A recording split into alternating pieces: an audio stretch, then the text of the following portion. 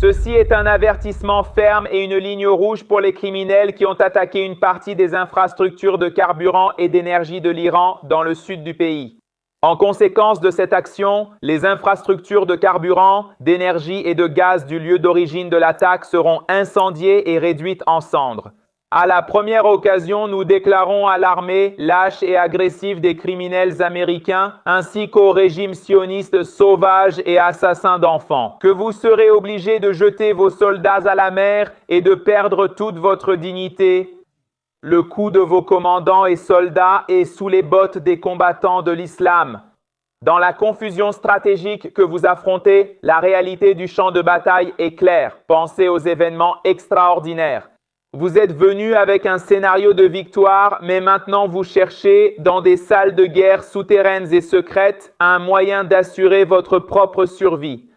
L'ère de votre arrogance est terminée. Votre seul salut pour échapper au coup des opérations écrasantes de l'Iran, c'est de quitter la région ou de choisir la mort, et la victoire ne vient que de Dieu, le Tout-Puissant, le Sage. Nous avons des informations de dernière minute sur l'évolution de la situation au Moyen-Orient. Regardons ici. Publication sur les réseaux sociaux. Avec l'autorisation de l'Associated Press, Israël annonce la mort du ministre iranien du renseignement, Ismail Khatib. Voici ce que nous savons à ce stade grâce à l'Associated Press.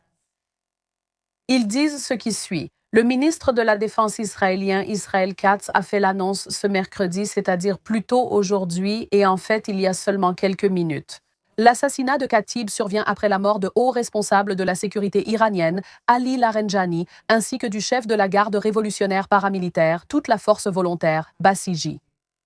Le ministre de la Défense israélien, Katz, a déclaré que, je cite, « Des surprises significatives sont attendues tout au long de cette journée sur tous les fronts. » Zewek, le département du Trésor, qui a sanctionné Khatib en 2022 en raison de son implication dans des attaques informatiques contre les États-Unis et leurs alliés.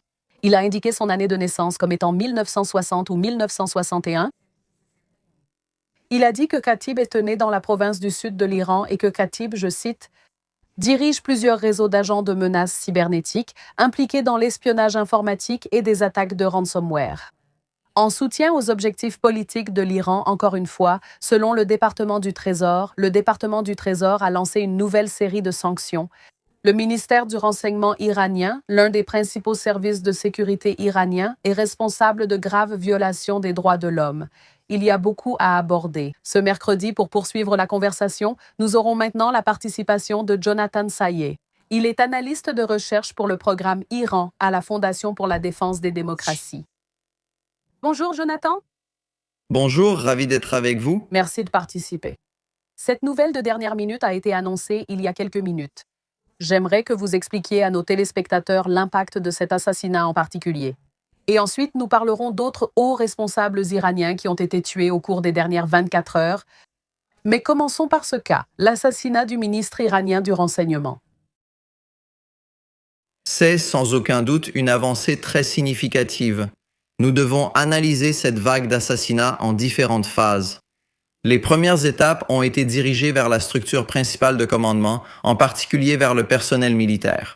C'est ce que nous voyons depuis le début de la guerre. Et maintenant, avec le ministre du Renseignement, ainsi qu'avec quelques autres personnes dont nous parlerons plus en détail, nous constatons qu'Israël réoriente principalement son attention sur la répression interne, en ciblant les acteurs qui empêchent les manifestations de rue d'avoir lieu. Ainsi, il semble ouvrir la voie pour que le mouvement de protestation et d'opposition en Iran ait un terrain d'action plus équilibré face à la République islamique. Mais il est évident qu'il y a beaucoup plus d'éléments impliqués. C'est plus facile à dire qu'à faire, mais en réalité, la répartition des tâches israéliennes se concentre là-dessus. Alors que les États-Unis éliminent des actifs navals et militaires, les Israéliens sont davantage concentrés sur les zones urbaines, les assassinats ciblés et l'appareil de répression. Vous avez mentionné, et nous allons parler de ces autres hauts responsables iraniens, l'un d'eux ici à l'écran, les forces de défense d'Israël, Ali Larijani, dernière minute. Hier, il faisait partie du Conseil suprême de sécurité nationale et était un dirigeant du régime. Il a été éliminé. Jonathan, parlons un peu plus de l'impact de cette mort en particulier. Et vraiment, comment cela change-t-il la portée de la prise de décision? Maintenant, s'agissant de quiconque, peu importe qui gouverne l'Iran. Avez-vous raison de semer un peu d'ambiguïté sur qui gouverne la République islamique? La réponse courte pourrait être personne ou un comité de quelques personnes, mais cela, en soi, montre déjà qu'il n'y a pas une seule personne aux commandes. Je sais que nous avons parlé du fils du guide suprême. Il est discutable de savoir s'il est en vie ou même s'il a la capacité de gouverner, s'il est blessé ou dans le coma. Mais cela dit, cela fait vraiment partie de l'agenda ou de la stratégie de la République islamique. Elle a été conçue pour fonctionner même en cas de décapitation, il y avait un plan de contingence. Si vous êtes un officier de niveau intermédiaire ou un commandant de brigade, comme un simple soldat lors des opérations quotidiennes, vous savez quelles sont vos tâches, que ce soit avec un guide suprême ou un conseil de sécurité nationale. Vous devez régionaliser la guerre, utiliser des drones et des missiles contre les infrastructures civiles, Israël et les bases ELF. Et, une fois que ces stocks sont épuisés et que ces capacités sont éliminées après les attaques de Zenyawa, alors vous recentrez votre attention à l'intérieur du pays, vous ouvrez le feu sur les manifestants. Parce qu'au bout du compte, le peuple iranien est la véritable menace existentielle. Quant à qui était Larijani, il a, curieusement, fait un peu des deux. Donc, il a bien sûr fait partie des architectes qui ont orchestré le massacre des Iraniens en janvier. Il a été, sans aucun doute, un acteur clé qui a contribué à la mort d'environ 40 000 manifestants non armés. D'un autre côté, il était aussi, comme vous l'avez mentionné, le secrétaire du Conseil suprême de sécurité nationale. Cela signifie qu'il était également un officier militaire dans sa propre fonction. Il avait aussi des liens étroits avec Moscou, ce qui offre un autre point de vue. Par conséquent, l'éliminer déstabilise la structure de commandement et démoralise aussi les forces armées du régime, qui savent désormais qu'il n'y a pas d'issue pour eux. Donc, je pense que c'est un signe clair que la vague d'assassinats n'est pas encore terminée. Et Israël et les États-Unis vont continuer à poursuivre les dirigeants politiques du régime, du passé, du présent et du futur. De parler de qui pourrait être le prochain sur la liste de ces cibles spécifiques. Jonathan, nous ne recevons pas beaucoup d'images en direct venant d'Iran, mais nous en avons une qui arrive en ce moment. Je voudrais la montrer rapidement. Ceci nous est gracieusement fourni par l'Associated Press et concerne Ali Larijani. Selon l'AP, il s'agit des funérailles organisées pour ce haut responsable de la sécurité iranienne. Ce que l'on voit ici, c'est que des milliers d'Iraniens descendent dans les rues en agitant des drapeaux et encore une fois, spécifiquement pour les funérailles. Cela m'amène au point suivant car je veux parler des Iraniens en général. Il semble que ce soit une diffusion mixte ici, peut-être de l'agence de presse d'État, mais regardez ça, il y a beaucoup de monde dans les rues en ce moment. Il y a seulement quelques mois, nous parlions de nombreux manifestants qui étaient là, protestant contre le régime iranien, protestant contre la façon dont le pays était gouverné. Ils étaient tués pour avoir protesté. Mais maintenant, nous discutons aussi. Nous recevons ces images de milliers de personnes lors des funérailles de l'un des officiers qui a été tué. Alors, quel est le sentiment en Iran? Quel genre de division voyons-nous parmi les civils qui y vivent? De quel côté sont-ils au milieu de ce conflit? Et en fait, par rapport à tous les développements qui ont eu lieu depuis ces attaques initiales, le 28 février, Je ne connais aucun autre pays avec un fossé aussi grand entre les dirigeants et le peuple. La mentalité sur place, en discutant avec les gens, c'est que l'Iran est occupé par des forces islamiques étrangères. C'est cet état d'esprit, et cela montre vraiment comment l'Iranien moyen perçoit ces défilés, perçoit ces manifestations. Eh bien, tout d'abord, ce que vous voyez affiché dans les médias affiliés au corps des gardiens de la révolution islamique n'est en aucun cas, de toute évidence, représentatif du sentiment iranien. La majorité de ces personnes que vous voyez maintenant font partie de la milice. Le Basij, qui est essentiellement un bras du groupe terroriste désigné comme organisation terroriste, le corps des gardiens de la révolution islamique.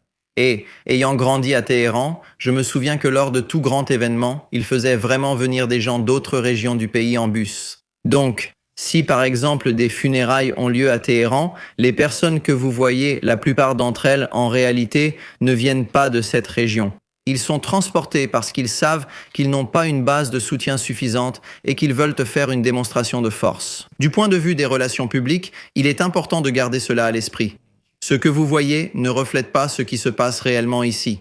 Mais en ce qui concerne ce que pensent les Iraniens, voyez-vous, c'est une situation qui est loin d'être idéale pour qui que ce soit. Personne ne voulait voir le conflit s'intensifier à ce point. Mais malgré tout, les Iraniens considèrent cela comme une guerre qui leur a été imposée par le régime. Parce que Téhéran a échoué à négocier de bonne foi, n'a fait aucune concession et a régionalisé la guerre, ils ont attaqué l'infrastructure civile comme cible principale. Au final, les Iraniens le voient ainsi. Pour eux, il n'y a pas d'autre choix que d'aller de l'avant. Cela ne veut pas dire que l'Iranien moyen souhaite un changement de régime à tout prix, il existe certainement des éléments qui peuvent aliéner le public iranien. Nous n'en sommes pas encore là, du moins. La lassitude de la guerre apparaît avec le temps. Opération ciblée. Étant donné que les Israéliens poursuivent des cibles locales de personnel, on remarque que cette guerre entrera bientôt dans une nouvelle phase. Regardez ce qui sort de Jérusalem. Ce qui signifie qu'ils sont envoyés au peuple iranien indique qu'ils pourraient, dans le prochain chapitre, chegando muito rapidamente. C'est pourquoi nous allons parler un peu plus de certaines images obtenues d'Iran. Jonathan, quel est le statut de cette coupure, de la guerre de l'Internet et du blocage des communications que nous avons vues lorsque ces manifestations ont commencé? Il est intéressant que vous compariez cette coupure d'Internet à celle de janvier, ce qui est vraiment remarquable. Donc, maintenant, depuis que cette guerre a commencé, le 28 février, nous avons assisté à la plus longue coupure d'Internet contre les Iraniens. Cela dit, je compare les images qui sortent du pays en ce moment avec celles qu'ils ont prises en janvier. Même si la coupure de janvier a duré environ une semaine, nous n'avons vraiment reçu aucune information venant d'Iran, aucune vidéo n'était publiée, je n'ai pas pu contacter qui que ce soit sur place, mais maintenant c'est un peu différent. Nous recevons des informations, des vidéos, des images d'Iraniens sur place, ce qui corrobore certaines des déclarations venant du CENTCOM et des Tsahal. Cela en soi indique déjà, dans une certaine mesure, qu'il pourrait y avoir eu un certain type de plan de secours, pour, d'une certaine manière, faciliter un moyen de communication des Iraniens avec le monde extérieur. Tout le monde en Iran n'a pas accès à Internet à cause des blocages. Je ne peux malheureusement pas parler à de nombreuses personnes, y compris mes proches, ma famille et mes amis. Cela dit, le flux d'informations ne ressemble vraiment pas à celui de janvier, ce qui, à mon avis, indique qu'il y a peut-être plus de Starlink en fonctionnement, peut-être que plus de personnes utilisent des VPN. Mais un autre facteur intéressant est que les attaques israéliennes et celles des Ekiyama à Shewa ont également touché des bâtiments responsables de la censure. Ils ont aussi affaibli les capacités de répression numérique de la République islamique, tout comme ils l'ont fait avec la répression physique. Revenons sur ces hauts responsables iraniens tués. Voici une autre publication des FDI sur les réseaux sociaux, une info de dernière minute rapportée hier. Ainsi, le commandant de l'unité assiégée a été éliminé. Les FDI ont ciblé et éliminé Golan Reza Soleimani. Cela m'amène à mon prochain point ici. Et comme je l'ai mentionné au début de cette discussion, nous avons vu beaucoup de ces dirigeants être éliminés de manière systématique et rapide. Pourtant, de nouvelles cibles émergent sans cesse. Chaque jour, on annonce la mort d'un nouveau haut responsable iranien. Combien de personnes participent à ces opérations militaires en Iran? Pour qu'il y ait autant de hauts responsables, ou autant de personnes, devrais-je dire, qui seraient considérés comme des hauts responsables iraniens. Il est juste de souligner que, franchement, il y en a beaucoup et qu'ils se remplacent rapidement les uns les autres. Donc, le régime à Téhéran n'a jamais été le fait d'un seul homme, comme la Libye ou Kadhafi, qui a été construite sur des institutions parallèles. L'ancien guide suprême, Khamenei Senior, s'est assuré que la décapitation ne serait pas efficace contre la République islamique. Donc, comme vous l'avez dit, il y a le corps des gardiens de la révolution islamique, le Basij, et un appareil de renseignement déjà solide. Ensuite, il y a les forces armées régulières et la direction politique, présentes dans les domaines civils et militaires. Donc, encore une fois, oui, vous avez raison de souligner qu'il existe un réseau assez étendu de ces gars-là. Une autre façon de voir les choses. Lorsqu'il s'agit strictement de chiffres, l'Iran a une population de 90 millions d'habitants. Les estimations varient quant au nombre de partisans du régime. Cela concerne 10 à 30% de la population, soit des millions de personnes. Donc, même en réduisant ce nombre de millions, il reste encore beaucoup de gens qui pourraient reprendre le flambeau de ce régime. C'est pourquoi il est important de le souligner. Cela dit, en regardant la façon dont Israël et Zelma ont éliminé certains de ses dirigeants, nous n'avons pas encore vraiment cherché à éliminer la direction politique. Donc, dans la plupart de ces cas, ces individus ont un certain lien avec l'appareil militaire ou de renseignement. Les deux sont des cibles tout à fait légitimes, bien sûr, mais quand on regarde qui reste, beaucoup de personnes affiliées au camp réformiste sont encore là. Il y a quelques indices suggérant que Jérusalem ou Washington pourraient envisager d'utiliser quelqu'un de l'intérieur du système lui-même en recyclant certaines de ces personnes. On peut se demander si cela serait efficace et si la garde révolutionnaire l'autoriserait. Mais cela dit, parmi les deux personnes que vous venez de mentionner, nous avons parlé de Larijani, mais le gars du Basij, Gholam Reza Soleimani. Ce qui est vraiment important concernant son éviction, c'est que son travail consistait strictement à être l'exécutant de la sécurité intérieure. Donc, tout reposait sur lui, sur ses cadres, qui allaient harmoniser et vraiment coordonner la répression contre les manifestants. Encore une fois, ce schéma émerge ici. Jérusalem et Washington estiment avoir déjà suffisamment affaibli les capacités militaires. Maintenant, ils se concentrent sur des questions internes. Je pense que nous verrons des développements importants dans 1 ou 2 semaines.